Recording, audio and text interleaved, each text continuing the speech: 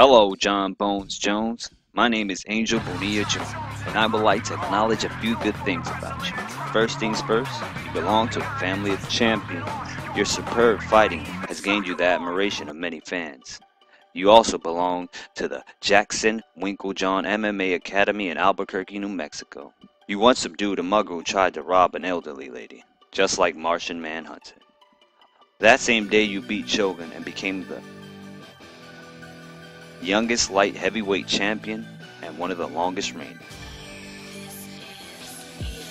Little by little you fell out of favor with the public. You received your first loss to be a disqualification against Matt Hamill. Then after making a pact to not fight your teammate Rashad Evans, you did anyways.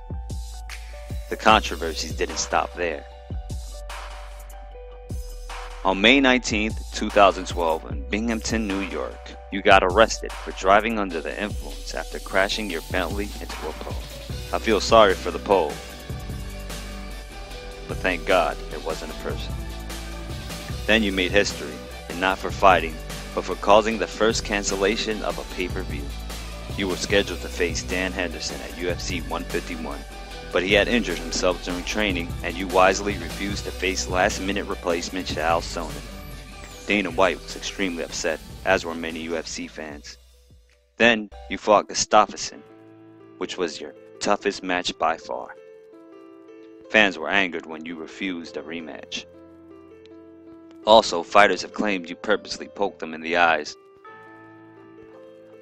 Maybe we should ask Glover Teixeira.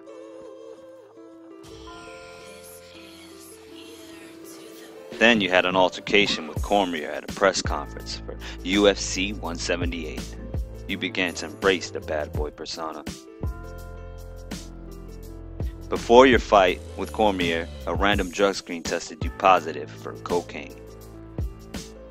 You defeated Cormier and checked in and out of rehab. Your next fight was against Anthony Rumble Johnson. You almost got into another fight at the UFC 187 conference. Then, to make matters worse, as if you didn't learn from your last mistake, before your fight with Rumble, you got into another careless car accident in Albuquerque, New Mexico. This time you hit a pregnant lady, then fled the scene. You later turned yourself in. An eyewitness claimed you went back to retrieve something from your vehicle. Thank God the lady only suffered a broken arm. This forced Dana White to suspend you indefinitely from the UFC. You were also stripped of the light heavyweight championship. You defeated yourself as all the greats do. You also lost your Reebok and MuscleTech endorsement deals. Don't worry though. I believe you can get back everything you had and redeem yourself. Here's how. First, you must apologize and acknowledge that the situation could have been far worse. First crash, you smashed a pole. The second, you broke a pregnant woman's arm. Who knows what will happen next time? You could have severely injured someone. You could have hurt a child. You could have killed someone. When you address the public, tell them that you know it could have been far worse. Let them know you don't want that to happen. Also, let them know you will be going into rehab. Here are a few good ones to choose from. The Solution Recovery Center that has a 95% recovery rate. The Passage Malibu, this is just like a spa. Or the Promises Treatment Center.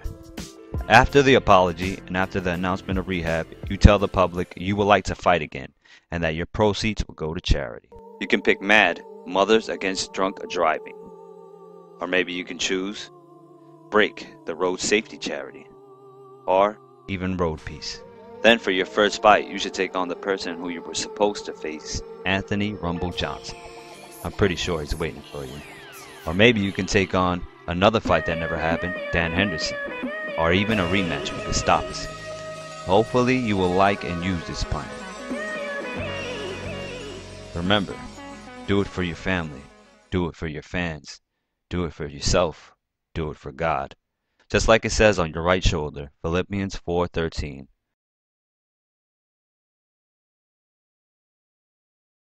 created using Powtoon.